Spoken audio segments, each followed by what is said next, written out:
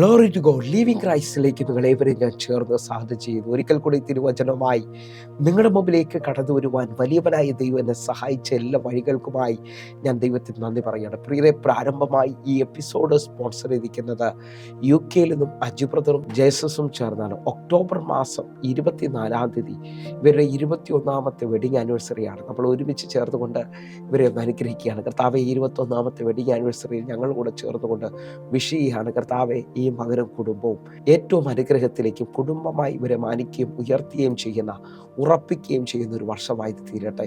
എത്ര പേരുടെ കൂടെ ചേർന്ന് പറയും, ഇവർക്ക് ഈ വർഷം അവിടെ സ്വന്തമായി ഭവനം വെളിപ്പെടുകയാണ്. എല്ലാ നിലയുള്ള അനുഗ്രഹം വെളിപ്പെട്ടു വരികയാണ്.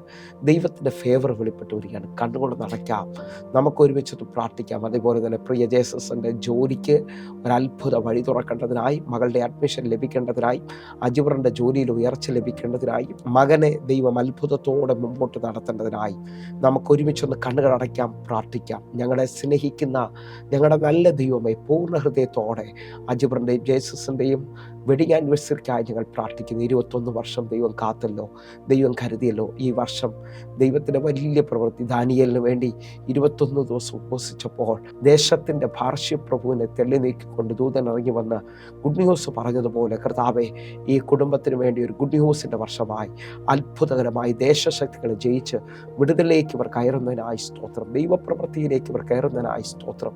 യേശുവിൻ്റെ രക്തത്തിലും യേശുവിൻ്റെ നാമത്തിലും പ്രാർത്ഥിക്കുന്നു. ഒരു വലിയ വിടുതൽ, വലിയ ദൈവപ്രവൃത്തി ഇവർക്കായി സംഭവിച്ചതിനായി നന്ദി. യേശുവിൻ നാമത്തിൽ പ്രാർത്ഥിക്കുന്ന അപ്പാ, ഈ വെഡിങ് ആനിവേഴ്സറിയിൽ ഇവരെ ആഗ്രഹങ്ങളെ അങ്ങ് സാധിപ്പിക്കണമേ അപ്പാ. നിന്റെ ഹൃദയത്തിൻ്റെ ആഗ്രഹത്തെ സാധിപ്പിക്കുന്ന ഒരു ദൈവമുണ്ട് കർത്താവെ, ഞാനത് വിശ്വസിക്കുന്നു. കർത്താവ് അത് ചെയ്യുന്നതിനായി നന്ദി. ഈ മകനും മകൾക്കുമായി ഞാൻ പ്രാർത്ഥിക്കുന്ന സമയത്ത് ദൈവം ഇവരുടെ ആഗ്രഹങ്ങളെ സാധിപ്പിച്ചു എന്ന് പറയുവാൻ, ഇവർക്ക് വേണ്ടി വഴികളെ തുറന്നെന്ന് പറയുവാൻ ഈ വെഡിങ് ആനിവേഴ്സറി ഇടയാക്കണമേ അപ്പാ. ഞങ്ങൾ ഒരുമിച്ച് പ്രാർത്ഥിക്കുന്നു, അനുഗ്രഹിക്കുന്നു. തലമുറയുടെ അഡ്മിഷനായി പ്രാർത്ഥിക്കുന്നു. മകളെ ദൈവം അത്ഭുതകരമായ ദേശത്തിൽ നടത്തണം, മകനെ പഠനത്തിൽ ഉയർത്തണം. ജേസസിൻ്റെ ജോലിക്കായി പ്രാർത്ഥിക്കുന്നു. അത്ഭുതകരമായ ഒരു പുതിയ ജോലിയുടെ മാർഗം തുറക്കണം. അജിബറിനെ വീണ്ടും ഉയർത്തണം അപ്പാ. ഈ കുടുംബത്തെ അനുഗ്രഹിക്കുന്നു, യേശുവിൻ നാമത്തിൽ പ്രാർത്ഥിക്കുന്നു. കേൾക്കണം പിതാവേ, ആമേൻ. സുവിശേഷത്തിൻ്റെ നന്മ ഇവർ അനുഭവിക്കട്ടെ. പ്രിയരെ, അനുഗ്രഹിക്കപ്പെട്ട ഒരു എപ്പിസോഡിലോട്ട് ഞാൻ നിങ്ങളെ ക്ഷണിക്കും. പ്രിയരെ, ആർക്കും മാറ്റാൻ കഴിയാത്തതും വിശ്വസിക്കുന്ന ഏവർക്കും മാറ്റം കൊണ്ടുവരുന്നതുമായ തമ്പുരാൻ്റെ തിരുവചനവുമായി ഒരിക്കൽ കൂടെ നിങ്ങളുടെ മുമ്പിലേക്ക് കടന്നു വരുവാൻ വലിയവനായ ദൈവം എന്നെ സഹായിച്ച എല്ലാ വഴികൾക്കുമായി ഞാൻ നന്ദി പറയുന്നു. പ്രാരംഭത്തിൽ തന്നെ ഒന്ന് ഓർപ്പിക്കട്ടെ പ്രിയരെ, എൻ്റെ കഴിവോ എൻ്റെ മിടുക്കോ അല്ല, കർത്താവിൻ്റെ വലിയ കരുണയാണ് ഓരോ പ്രാവശ്യവും നിങ്ങളുടെ മുമ്പിലേക്ക് കടന്നു വരുന്നത്. എങ്കിൽ ഞാൻ വിശ്വസിക്കുകയാണ്, ദൈവത്തിൻ്റെ വചനത്തിന് മാറ്റമില്ല. ദൈവത്തിൻ്റെ വചനത്തിൽ വിശ്വസിക്കുന്ന ഓരോ ദൈവമക്കൾക്കും ദൈവവചനം മാറ്റം കൊണ്ടുവരും. കാരണം ദൈവത്തിൻ്റെ വചനം ദൈവത്തോളം ശക്തിയുള്ളതാണ്. യോഹന്നാൻ്റെ സുവിശേഷം 1-ാം അധ്യായം അതിൻ്റെ 1-ാമത്തെ വാക്യം പറയുന്നു, ആദിയിൽ വചനമുണ്ടായിരുന്നു, വചനം ദൈവത്തോടു കൂടെയായിരുന്നു, വചനം ദൈവമായിരുന്നു. നിങ്ങൾ വിശ്വസിക്കുന്നവരാണെങ്കിൽ ഈ കേൾക്കുന്ന വചനത്തെ നിങ്ങൾ അതേപോലെ ഏറ്റെടുക്കുകയും വിശ്വസിക്കുകയും ചെയ്യുമെങ്കിൽ നിങ്ങളുടെ ജീവിതത്തിനകത്ത് ഈ വചനത്തിന് അത്ഭുതത്തെ ചെയ്യാൻ കഴിയും. കാരണം യോഹന്നാന്റെ സുവിശേഷം 1:4 പറയുന്നു, അവനിൽ ജീവൻ ഉണ്ടായിരുന്നു, ആ ജീവൻ മനുഷ്യരുടെ വെളിച്ചമായിരുന്നു. നമ്മൾ പലതിനകത്തും ഭാരപ്പെടുകയും നമ്മൾ പലതിനകത്തും മുമ്പോട്ട് പോകാൻ കഴിയാത്തതും നമ്മുടെ ജീവിതത്തിൽ വ്യക്തതകൾ വെളിപ്പെടാത്തത് കൊണ്ടാണ്. എന്ന് പറഞ്ഞാൽ ഒരു ഇരുട്ട് പിടിച്ചിരിക്കുന്നത് പോലെ അടുത്തത് എന്ത് ചെയ്യണം, എങ്ങനെ മുമ്പോട്ട് പോകണം, ഇങ്ങനെയൊക്കെയുള്ള അനുഭവത്തിലേക്ക് വരുമ്പോൾ ആരെയൊക്കെ നോക്കി ഞാൻ വിളിച്ചു പറയുന്നു, വചനം നിന്റെ കാലിന് ദീപമാണ്. 119 സങ്കീർത്തനം അതിൻ്റെ 105-ാമത്തെ വാക്യം പറയാണ്, നിന്റെ വചനം എൻ്റെ കാലിന് ദീപവും എൻ്റെ പാതയ്ക്ക് പ്രകാശവുമാണ്. വിശ്വസിക്കുന്നവരാണെങ്കിൽ ഈ വചനത്തിന് നമ്മുടെ പാതകളെ തുറക്കാൻ കഴിയും, നമ്മളെ കരം പിടിച്ച് മുമ്പോട്ട് കൊണ്ടുപോകാൻ കഴിയും. ആ നിലയിൽ തന്നെ ആ വാക്യം ഞാൻ ഒന്നുകൊണ്ടെന്ന് പറയുന്നു, യോഹന്നാന്റെ സുവിശേഷം 1:4, അവനിൽ ജീവൻ ഉണ്ടായിരുന്നു, ജീവൻ മനുഷ്യരുടെ വെളിച്ചമായിരുന്നു. നിങ്ങൾ വിശ്വസിക്കുന്നവരാണെങ്കിൽ ഈ ലോകത്തിൽ ഏതു മനുഷ്യനെയും പ്രകാശിപ്പിക്കുന്ന സത്യം വെളിച്ചമാണ് ഈ വചനം, അല്ലെങ്കിൽ യേശു കർത്താവ്. നിങ്ങളുടെ ജീവിതത്തിനകത്ത് അത്ഭുതത്തെ കൊണ്ടുവരുന്ന, അസാധാരണമായ ദൈവപ്രവൃത്തികളെ കൊണ്ടുവരുന്ന ഈ ദൈവത്തിൻ്റെ വചനത്തെ നിങ്ങൾ ഇപ്പോൾ അടിയുറച്ച് വിശ്വസിക്കണം. കാരണം എൻ്റെ ദൈവത്തിൻ്റെ വചനത്തിന് വള്ളിക്കോ പുള്ളിക്കോ മാറ്റമില്ല. ഈ വചനത്തിന് മാറ്റമില്ലെങ്കിൽ എൻ്റെ തമ്പുരാനും മാറ്റമില്ലെന്നുള്ളതാണ്. നിങ്ങൾ ഈ കടന്നു പോകുന്ന ഏത് സാഹചര്യമാണെങ്കിലും ഈ വചനത്തിൻ്റെ പ്രത്യേകത, ഈ വചനം അയക്കപ്പെടുന്നതാണ്. നിങ്ങൾ എവിടെ നിന്നാണോ, ഏത് പട്ടണത്തിൽ നിന്നാണോ എന്നെ ശ്രദ്ധിക്കുന്നത്, അവിടേക്ക് ഈ വചനം ഈ മീഡിയ മാർഗത്തിലൂടെ നിങ്ങളുടെ അടുക്കിലേക്ക് അയക്കപ്പെടുകയാണ്. 147 സങ്കീർത്തനം അതിൻ്റെ 15 വാക്യം പറയാണ്, അവൻ തൻ്റെ ആജ്ഞയെ ഭൂമിയിലേക്ക് അയക്കുന്നു, അതിവേഗം ഓടുന്ന അവൻ്റെ വചനം. നിങ്ങൾ വിശ്വസിക്കുന്നവരാണെങ്കിൽ ഞാൻ ആത്മാവിൽ വിശ്വസിച്ചുകൊണ്ട് പറയുകയാണ്, അവൻ്റെ ആജ്ഞ ഭൂമിയിലേക്ക് പുറപ്പെടുകയാണ്. സ്വർഗത്തിൽ എന്നേക്കും സ്ഥിരമായിരിക്കുന്ന അവൻ്റെ വചനം ഇതാ നിനക്ക് വേണ്ടി അയക്കപ്പെടുന്നു. ഏശയ്യാവ് 55 അധ്യായം നിങ്ങൾ ശ്രദ്ധിച്ച് നോക്കിയാൽ, പിതാവിൻ്റെ അധരത്തിൽ നിന്ന് പുറപ്പെടുന്ന വചനം അതിൻ്റെ ഇഷ്ടം തികച്ച് അതിൻ്റെ കാര്യം സാധിപ്പിച്ചിട്ട് മാത്രമേ മടങ്ങിപ്പോകത്തുള്ളൂ എന്ന് എഴുതിയിരിക്കുന്നു എങ്കിൽ നിങ്ങൾ വിശ്വസിക്കുക, ദൈവത്തിൻ്റെ വചനത്തിന് നിങ്ങളുടെ ജീവിതത്തിനകത്ത് അത്ഭുതങ്ങൾ ചെയ്യാൻ പറ്റും. ഇതാ അയക്കപ്പെടുന്ന വചനത്തിൻ്റെ പ്രത്യേകത. 107 സങ്കീർത്തനം അതിൻ്റെ 20 വാക്യം പറയുന്നു, ഞാൻ എൻ്റെ വചനം അയച്ച് അവരെ സൗഖ്യമാക്കുകയും അവരെ കുഴിയിൽ നിന്ന് കരകയറ്റുകയും ചെയ്യും. എന്നെ കേൾക്കുന്നവരെ, നിങ്ങൾ വിശ്വസിക്കുന്നവരാണെങ്കിൽ ഇപ്പോൾ നിങ്ങൾക്ക് മുമ്പോട്ട് പോകാൻ പറ്റാതെ രോഗത്താൽ നിങ്ങൾ അസ്വസ്ഥരാണെങ്കിൽ, ചിലവർ രോഗക്കിടക്കയിൽ കിടന്നായിരിക്കും ഇന്ന് എന്നെ ശ്രദ്ധിക്കുന്നത്. ജീവിതത്തിനകത്ത് എല്ലാ പ്രതീക്ഷകളും അസ്തമിച്ച് സ്വപ്നം നഷ്ടപ്പെട്ട പോലെ ആരെങ്കിലും എന്നെ ശ്രദ്ധിക്കുന്നവരുണ്ടെങ്കിൽ ഇതാ അയക്കപ്പെടുന്ന വചനം നിങ്ങളെ എഴുന്നേൽപ്പിക്കാൻ പോവുകയാണ്, നിങ്ങളെ സൗഖ്യമാക്കാൻ പോവുകയാണ്.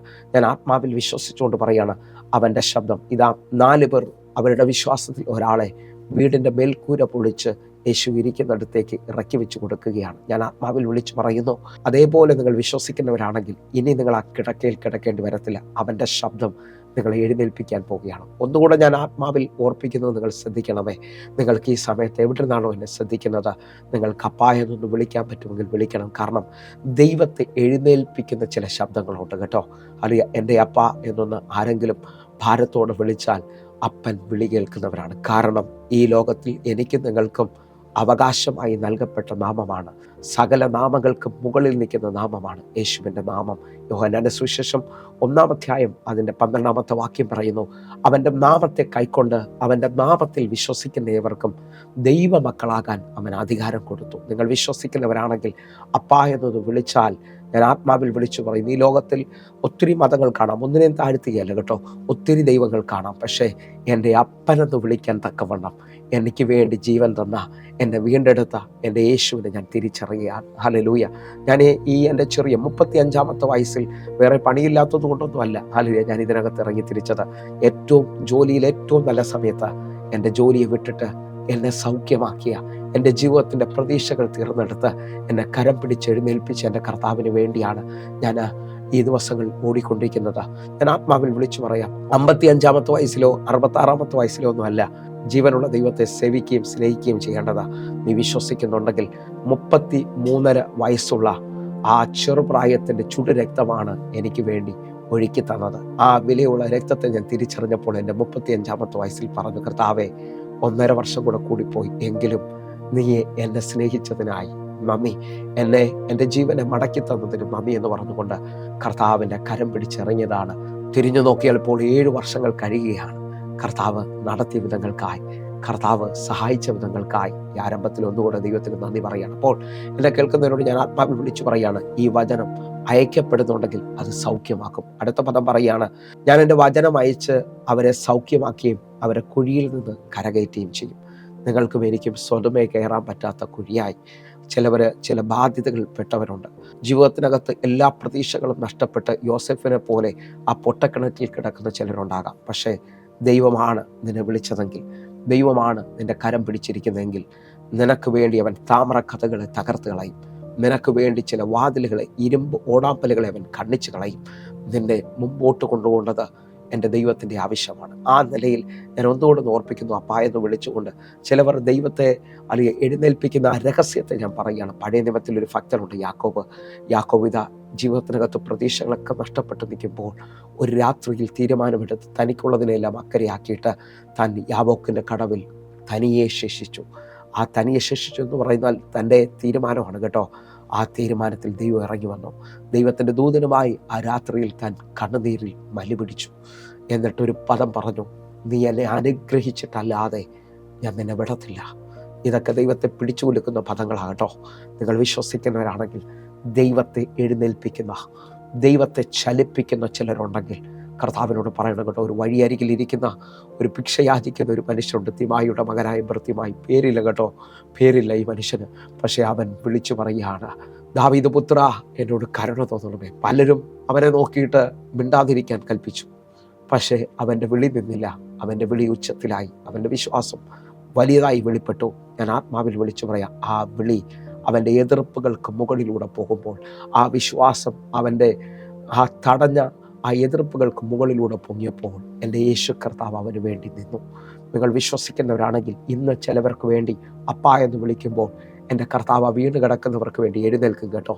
ചിലവർ ഹല്ലേലൂയ, ഇനി ഒരു മാർഗ്ഗമില്ലെന്ന് പറഞ്ഞുകൊണ്ട് എന്നെ അനുഗ്രഹിച്ചിട്ടല്ലാതെ വിടത്തില്ല എന്ന് യാക്കോബിനെ പോലെ ആ പാദപിടത്തെ മുറുകെ പിടിക്കുമ്പോൾ, ഒന്നുകൂടെ പറഞ്ഞാൽ യായിറോസിനെ നിങ്ങൾ നോക്കണം കേട്ടോ.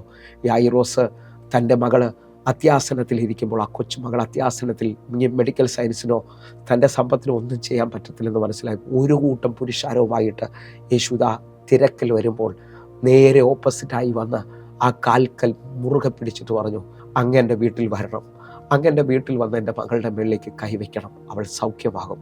നിങ്ങൾക്കറിയാവോ, ആ അത്രയും പുരുഷാരത്തെ വിട്ടിട്ട് യായിറോസിൻ്റെ കൂടെ പോയ, ദൈവത്തെ കൂടെ കൊണ്ടുപോകാൻ പറ്റുന്ന, ദൈവത്തെ എഴുന്നേൽപ്പിക്കുന്ന, ദൈവത്തെ പിടിച്ചു നിർത്തുന്ന, ദൈവത്തെ ഹല്ലേലൂയ നിന്റെ വിളിക്കകത്ത് ഹല്ലേലൂയ നിർത്താൻ കഴിയുന്ന രീതിയിൽ ആരെങ്കിലുമൊക്കെ ഈ മിനിറ്റിൽ വിളിക്കാൻ പറ്റുമെങ്കിൽ വിളിക്കുക. കർത്താവിൻ്റെ വചനത്തിൻ്റെ ശക്തി നിൻ്റെ ജീവിതത്തിനകത്ത് ചലിക്കും കേട്ടോ. ഒന്നുകൂടെ ഞാൻ വിളിച്ചു പറയാം. ഇതാ പത്രോസ് പറയാണ്, നാഥാ, രാത്രി മുഴുവൻ ഞാൻ അധ്വാനിച്ചു, എങ്കിലും എനിക്കൊരു ചെറിയ മീനെ പോലും കിട്ടിയില്ല, എങ്കിലും നിൻ്റെ വാക്കിന് ഞാൻ വലയിറക്കാം. ഹല്ലേലൂയ. ആ വാക്കിൻ്റെ ശക്തി അടുത്ത മിനിറ്റുകളിൽ വെളിപ്പെടുകയാണ്. ആ കടലിൽ എത്ര മത്സ്യമുണ്ടെങ്കിലും ആ വാക്കിനകത്ത് പത്രോസിൻ്റെ പടക് വെയിറ്റ് ചെയ്യുകയാണ്. കാരണം അവൻ്റെ വാക്ക് നിൻ്റെ ശൂന്യതകളെ നിറവാക്കുന്നതാണ്. അവൻ്റെ വാക്കിനകത്ത് നിൻ്റെ ജീവിതത്തിനകത്ത് അത്ഭുതങ്ങളെ കൊണ്ടുവരാൻ പറ്റും. ഈ മെസ്സേജ് ശ്രദ്ധിക്കുന്ന ചിലരോട് ഞാൻ വിളിച്ചു പറയുകയാണ്, നിങ്ങൾ ക്ഷീണിച്ചവരാണെങ്കിൽ, നിങ്ങൾ തളർന്നു പോയവരാണെങ്കിൽ, ദൈവത്തെ പിടിച്ചു കുലുക്കുന്ന രീതിയിൽ, ദൈവത്തെ എഴുന്നേൽപ്പിക്കുന്ന രീതിയിൽ, ദൈവത്തെ പിടിച്ചു നിർത്തുന്ന രീതിയിൽ നിങ്ങൾ ഈ സമയത്ത് എൻ്റെ കൂടെ വിശ്വാസത്തിൽ ചലിക്കണം. നിങ്ങളുടെ ജീവിതത്തിനകത്ത് ഒരു അത്ഭുതം നിങ്ങൾ പ്രതീക്ഷിക്കണം. ഞാനും ഈ മണിക്കൂറുകൾ അതേ നിലയിൽ പ്രാർത്ഥിക്കുന്നയാളാണ്. ഹല്ലേലൂയ. കർത്താവേ, അങ്ങയുടെ ഒരു ഇടപെടലിനായിട്ട്, അങ്ങയുടെ ഒരു എൻകൗണ്ടറിനായിട്ട്, ഹല്ലേലൂയ, ആ പാദപീഠത്തിൽ വന്ന് കിടക്കുന്നത് പോലെ ഹല്ലേലൂയ, ഹല്ലേലൂയ, വിശ്വസിക്കുന്നവരുണ്ടെങ്കിൽ ഒരുമിച്ച് ചേർന്നുകൊണ്ടും, മറിയ തൻ്റെ സഹോദരൻ മരിച്ചിട്ട് 4 ദിവസമായി നാറ്റം വെച്ച അനുഭവത്തിൽ ആ കാൽക്കൽ വന്ന് വീണിട്ട് പറയുകയാണ്, നീ ഇവിടെ ഉണ്ടായിരുന്നെങ്കിൽ എൻ്റെ സഹോദരൻ മരിക്കത്തില്ലായിരുന്നു. എൻകൗണ്ടറാണ് അടുത്ത മിനിറ്റിൽ സംഭവിക്കുന്നത്. അവൾ കരയുന്നതും അവളുടെ കൂടെ നിൽക്കുന്നവർ കരയുന്നതും കണ്ടപ്പോൾ യേശു കണ്ണുനീര് വാർത്തു. ദൈവം കരയുമോ പ്രിയരെ? എൻ്റെ ദൈവം നിൻ്റെ കണ്ണുനീരിൽ പിടിച്ചു നിൽക്കാൻ കഴിയാത്തവനാണ്. 34-ാം സങ്കീർത്തനം 18-ാമത്തെ വാക്യം പറയുന്നു, ഹൃദയം നുറുങ്ങിയവർക്ക് യഹോവ സമീപസ്ഥൻ, മനസ്സ് തകർന്നവരെ അവൻ രക്ഷിക്കുന്നു. നിങ്ങൾ തകർന്നിരിക്കുകയാണോ പ്രിയരെ? നിങ്ങൾ ക്ഷീണിച്ചാണോ ഇരിക്കുന്നത്? ഞാൻ ഈ മാസം മുഴുവൻ അവകാശത്തെക്കുറിച്ചാണ് പറയുന്നത്. വാഗ്ദത്തങ്ങളെ അവകാശമാക്കുന്നവരുടെ അനുകാരികളായി തീരുക. എൻ്റെ ദൈവം നിന്നോട് എന്തെങ്കിലും പറഞ്ഞിട്ടുണ്ടെങ്കിൽ അത് നിശ്ചയമായും ചെയ്യും. എൻ്റെ ദൈവം നിനക്കൊരു സ്വപ്നം തന്നിട്ടുണ്ടെങ്കിൽ അതെത്ര തകർന്നിട്ടുണ്ടെങ്കിലും കർത്താവ് അതിനെ പണിയും. വിശ്വസിക്കുന്നവരുണ്ടെങ്കിൽ ഇതാ, ക്ഷീണിച്ചു പോയ, തകർന്നു പോയ നിൻ്റെ ജീവിതത്തിൽ അവകാശത്തെ പുനഃസ്ഥാപിക്കുന്ന ദൈവം നിനക്ക് നന്മ തരാൻ പോകുന്നു. നിൻ്റെ വാഗ്ദത്തത്തെ അവൻ നിന്റെ മുമ്പിൽ എഴുന്നേൽപ്പിക്കാൻ പോകുന്നു. ആരെയും നോക്കി ഞാൻ വിളിച്ചു പറയുന്നു, ആസ്തികൾ സൈന്യമാകാൻ പോകുന്നു. എന്നോട് കർത്താവ് പറഞ്ഞു, ആസ്തികൾക്ക് ജീവൻ വയ്ക്കാൻ പോവുകയാണ്. നിങ്ങൾ വിശ്വസിക്കുന്നവരാണെങ്കിൽ ക്ഷീണിച്ചു പോയ നിൻ്റെ അവകാശത്തെ ദൈവം അത്ഭുതമായി മടക്കി തരാൻ പോകുന്നു. നമ്മൾ പ്രാരംഭവാക്യത്തിലേക്ക് വരികയാണ്. 68-ാം സങ്കീർത്തനം അതിൻ്റെ 9-ാമത്തെ വാക്യം, ദൈവമേ, നീ ധാരാളം മഴ പെയ്ച്ച് ക്ഷീണിച്ചിരിക്കുന്ന നിൻ്റെ അവകാശത്തെ തണുപ്പിച്ചു. 10-ാമത്തെ വാക്യം, നിന്റെ കൂട്ടം അതിൽ പാർത്തു. ദൈവമേ, നിന്റെ ദയാൽ നീ അത് എളിയവർക്ക് ഒരുക്കി വെച്ചു. ഈ വാക്യം തുടങ്ങുന്നെങ്കിലാണ്, നീ ധാരാളം മഴ പെയ്ച്ചു, ക്ഷീണിച്ചിരിക്കുന്ന നിന്റെ അവകാശത്തെ തണുപ്പിച്ചു. എന്നിട്ട് അടുത്ത പദം പറയാണ്, നിന്റെ കൂട്ടത്തെ അതിൽ പാർപ്പിച്ചു. നിങ്ങൾ എത്ര പേർ എൻ്റെ കൂടെ ചേർന്ന് പറയും, ക്ഷീണിച്ചു പോയ നിന്നെ എൻ്റെ കർത്താവ് ആ വലിയ അവകാശത്തിലേക്ക്, ദൈവം പറഞ്ഞ അവകാശത്തിലേക്ക് നടത്തുകയാണ്. അടുത്ത പദം ശ്രദ്ധിക്കാൻ പറ്റുമെങ്കിൽ ശ്രദ്ധിച്ചോ, നിന്റെ ദയാൽ നീ അത് അവർക്കൊരുക്കി വെച്ചു. നിങ്ങൾ വിശ്വസിക്കുന്നവരാണെങ്കിൽ ഈ വചനത്തെ എത്രത്തോളം മുറുകെ പിടിക്കാവോ അത്രത്തോളം മുറുകെ പിടിക്കണം. കാരണം എൻ്റെ ദൈവം ദയ കാണിക്കുന്നവനാണ്. എൻ്റെ ദൈവം മറ്റാരെക്കാളും മനസ്സലിവ് കാണിക്കുന്നവനാണ്. നിങ്ങൾ വിശ്വസിക്കുന്നവരാണെങ്കിൽ, നയില്ല വിധവ ക്ഷീണിച്ച് കരഞ്ഞ് മനുഷ്യനെ ഒന്നും ചെയ്യാൻ പറ്റാതെ നിൽക്കുമ്പോൾ എൻ്റെ കർത്താവ് നമ്മുടെ കണ്ണുനീര് തുടച്ചിട്ട് ആ ശവമഞ്ചത്തിൽ തൊട്ടുകൊണ്ട് ആ ബാലനെ എഴുന്നേൽപ്പിച്ച് അവൾക്ക് മടക്കി കൊടുക്കുകയാണ്. നിങ്ങൾ വിശ്വസിക്കുന്നവരാണെങ്കിൽ, ക്ഷീണിച്ചു ഇനി പ്രതീക്ഷകളൊന്നുമില്ലെന്ന് പറഞ്ഞുകൊണ്ട് ആരെങ്കിലും ഇത് ശ്രദ്ധിക്കുന്നുണ്ടെങ്കിൽ, ഈ പകൽ നിന്റെ അവകാശത്തെ, നിന്റെ നന്മയെ, കാരണം അവൾ ഇതുവരെയും ജീവിച്ചത് അവന് വേണ്ടിയാണ്.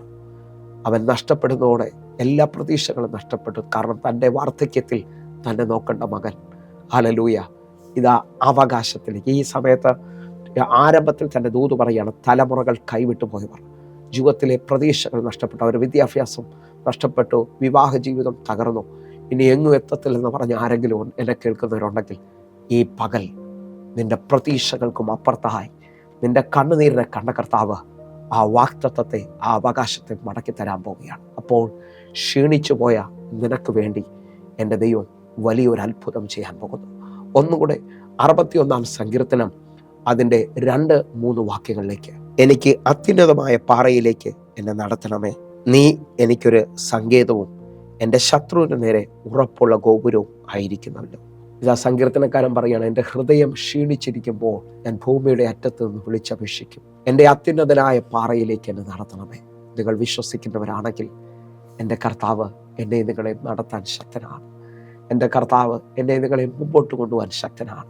വിശ്വസിക്കുന്നവരാണെങ്കിൽ ഈ സമയത്ത് പ്രാർത്ഥിക്കണം. ദൈവത്തിൻ്റെ വലിയ പ്രവൃത്തി കാണുവാൻ, ദൈവത്തിൻ്റെ വലിയ കരം കാണുവാൻ ഞാൻ നിങ്ങളോട് ഈ സമയത്ത് ഒന്നുകൂടെ ഉറപ്പായി പറയാണ്, ഈ വചനം നിങ്ങൾ മിസ് ചെയ്യരുത്. ഒരുപക്ഷെ നിങ്ങൾക്ക് ഈ പ്രസംഗിക്കുന്ന മെസ്സേജുകൾ മിസ്സാകുന്നു എങ്കിൽ, ഇപ്പോൾ പാസ്റ്റർ റോയ് ഹെൻറി എന്ന് കാണിക്കുന്ന, അല്ലെങ്കിൽ റോയ് ഹെൻറി എന്ന യൂട്യൂബിൽ നിങ്ങൾ ടൈപ്പ് ചെയ്താൽ നമ്മുടെ മെസ്സേജുകൾ നിങ്ങൾക്ക് ലഭ്യമാണ്. നിങ്ങൾ അനേക മെസ്സേജുകൾ അതിനകത്തുണ്ട്. നിങ്ങളുടെ ജീവിതത്തിനകത്ത് അത് വലിയ ബ്ലെസ്സിങ് ആയിരിക്കും. ഞാൻ ആരോടൊക്കെ ആത്മാവിൽ പറയുന്നു, നിങ്ങൾ ഈ ദിവസങ്ങളിൽ ബലപ്പെടാൻ തയ്യാറാകണം.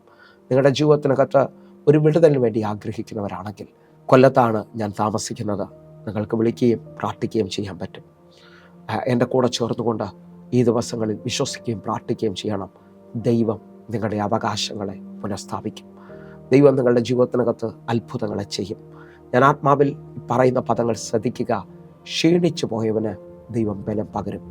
ശ്രദ്ധിക്കാൻ പറ്റുമെങ്കിൽ, പല ദൈവമക്കളുടെ മേളിലും, അല്ലെങ്കിൽ എന്നെ കേൾക്കുന്ന പലവരുടെ മേളിലും 5 വിധത്തിലാണ് ക്ഷീണങ്ങൾ സംഭവിച്ചിരിക്കുന്നത്.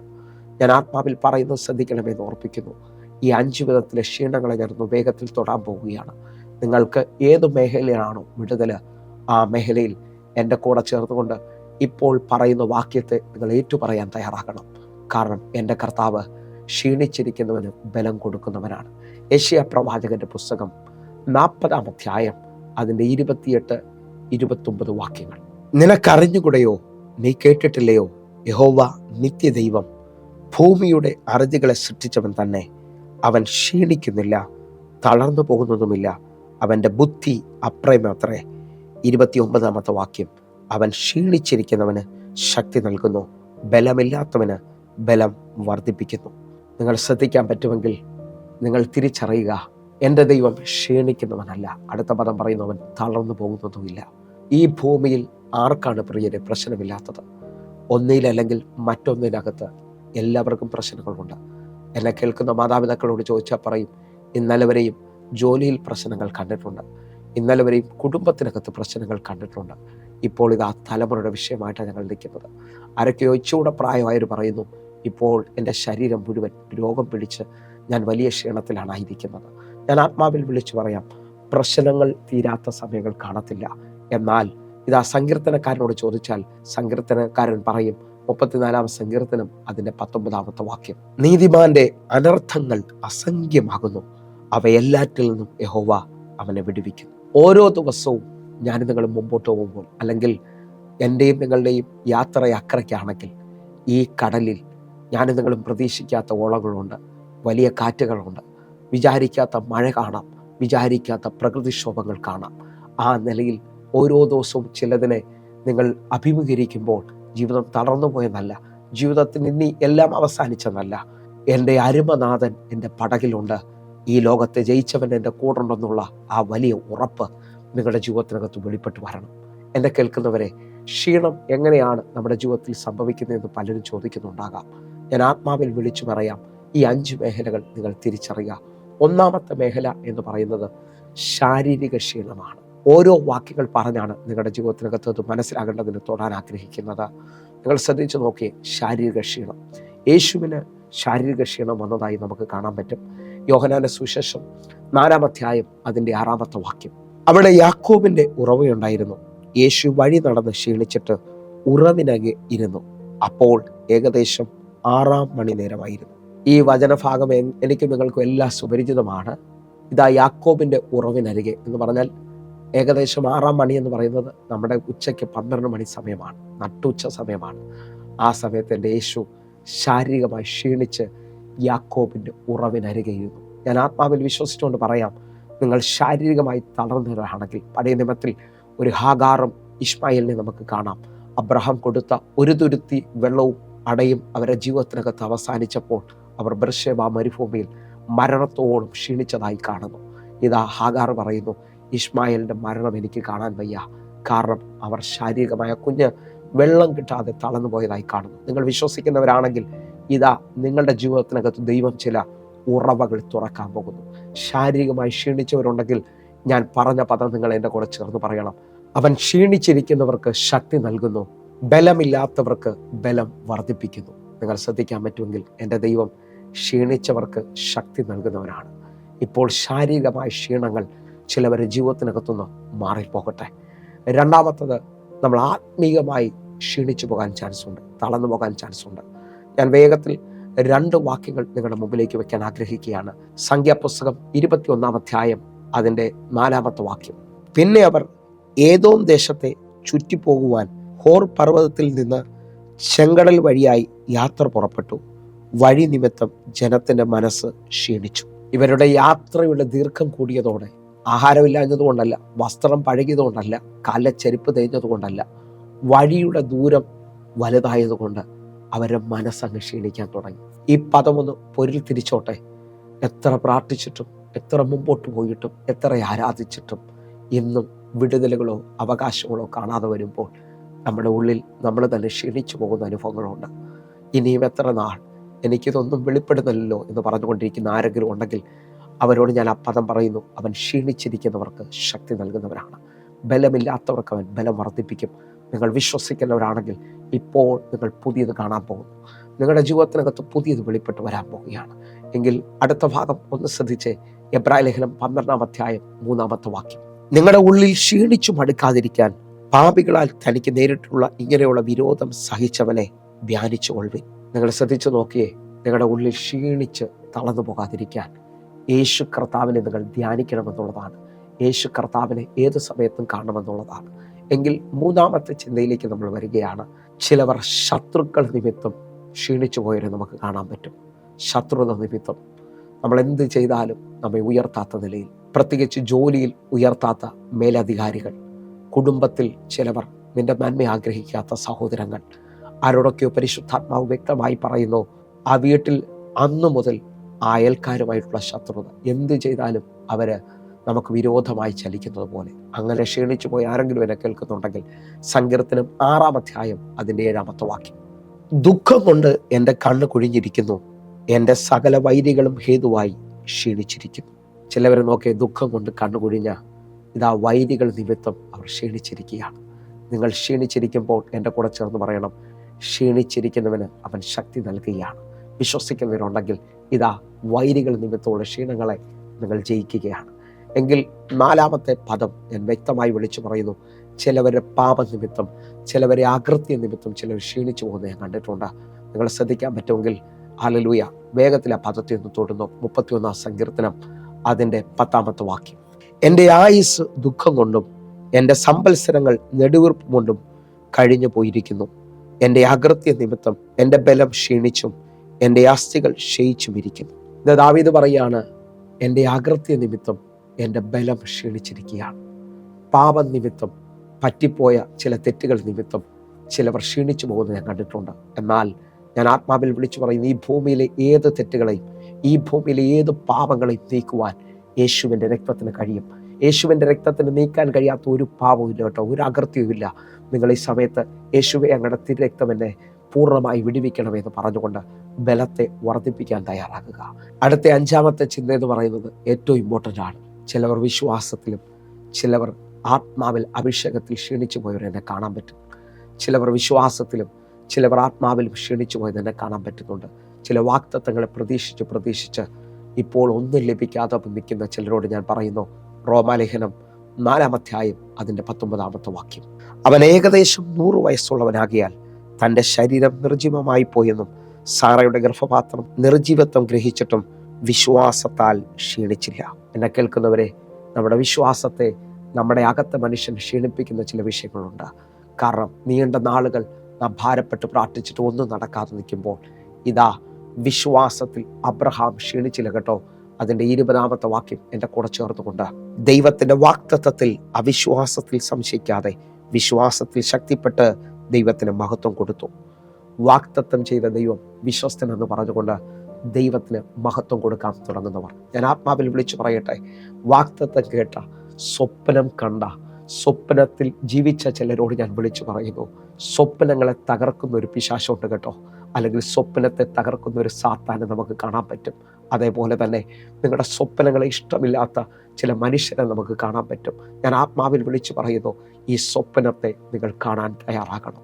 സ്വപ്നം തകർന്നു പോയവരെന്നെ കേൾക്കുന്നുണ്ടാകാം. ഞാൻ ആത്മാവിൽ നിങ്ങളെ ഒന്നുകൂടെ ഉണർത്തേണ്ടതിന് വേണ്ടി ഈ റോസാ പുഷ്പം നിങ്ങളുടെ സ്വപ്നമാണെന്ന് നിങ്ങൾ കാണണം. ഈ സ്വപ്നത്തെ നിങ്ങൾ കണ്ടേ. സ്വപ്നം ദൈവം തന്നതാ കേട്ടോ. പക്ഷേ ഈ സ്വപ്നത്തെ ഇഷ്ടമില്ലാത്ത സാത്താൻ അല്ലെങ്കിൽ പിശാച്, ഈ സ്വപ്നത്തെ ഇഷ്ടമില്ലാത്ത പിശാച് അവൻ നിന്റെ സ്വപ്നത്തെ ഓരോ ഇതളായി വലിച്ചു കീറി കളയുന്നത് കാണാൻ പറ്റും. അതേപോലെ തന്നെ നിന്റെ സ്വപ്നം നീ മനുഷ്യരോട് പങ്കുവെച്ചിട്ടുണ്ടെങ്കിൽ അത് ഇഷ്ടമില്ലാത്ത ചിലവർ ആ സ്വപ്നത്തെ ഇതളുകളായി വലിച്ചിളക്കി കളയുന്നത് കാണാൻ പറ്റും. ആ സ്വപ്നങ്ങൾ മുഴുവൻ നഷ്ടപ്പെട്ടു പോയി ആരെങ്കിലും എന്നെ ശ്രദ്ധിക്കുന്നുണ്ടെങ്കിൽ, പഴയ നിയമത്തിലൊരു സ്വപ്നക്കാരനുണ്ടായിരുന്നു. ആ സ്വപ്നക്കാരൻ അവൻ്റെ സ്വപ്നത്തെ അവൻ്റെ സ്വന്തക്കാർ അല്ലെങ്കിൽ സഹോദരന്മാർ പൊട്ടക്കിണറ്റിലിട്ട് കളഞ്ഞു. അവിടെ നിന്ന് ആ വീണ്ടും സ്വപ്നത്തെ പണിതുകൊണ്ട് പൊത്തീഫറിൻ്റെ വീട്ടിൽ ചെല്ലുകയാണ്. പൊത്തീഫറിൻ്റെ വീട്ടിൽ ചെല്ലുമ്പോൾ പൊത്തീഫറിൻ്റെ ഭാര്യ അവൻ്റെ സ്വപ്നത്തെ വീണ്ടും വലിച്ചിളക്കി കളയുന്നത് കാണാൻ പറ്റും.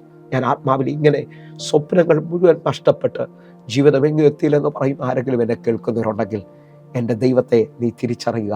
അവൻ അബ്രഹാമിൻ്റെ ദൈവമാണ്. അവൻ ഇല്ലാത്തതിനെ ഉള്ളതിനെ പോലെ വിളിക്കുകയും മരിച്ചതിനെ ജീവിപ്പിക്കുകയും ചെയ്യുന്നവരാണ്. നിങ്ങൾ വിശ്വസിക്കുന്നവരാണെങ്കിൽ എത്ര നഷ്ടപ്പെട്ട സ്വപ്നത്തെയും ഇതാ പുതിയതായി സൃഷ്ടിക്കാൻ കഴിയുന്ന ഏറ്റവും അനുഗ്രഹിക്കപ്പെട്ട ഒരു സ്വപ്നമായി എൻ്റെ ദൈവം നിന്നെ ഏൽപ്പിക്കാൻ പോവുകയാണ്. വിശ്വാസത്തോടെ കണ്ണുകൾ അടയ്ക്കാം, പ്രാർത്ഥിക്കാം. ഞങ്ങളെ സ്നേഹിക്കുന്ന ഞങ്ങളുടെ നല്ല കർത്താവേ, ക്ഷീണം മാറി ഇവരെ വാഗ്ദത്തങ്ങളിലേക്ക് ഇവർ കയറട്ടെ, ഇവരെ സ്വപ്നത്തിലേക്ക് ഇവർ കയറട്ടെ. എൻ്റെ ദൈവം അത് ചെയ്തതിനായി നന്ദി. ആമേൻ, ആമേൻ. വിളിക്കാൻ പറ്റുന്നവർ മുഴുവൻ വിളിക്കണം. വലിയ വിടുതൽ.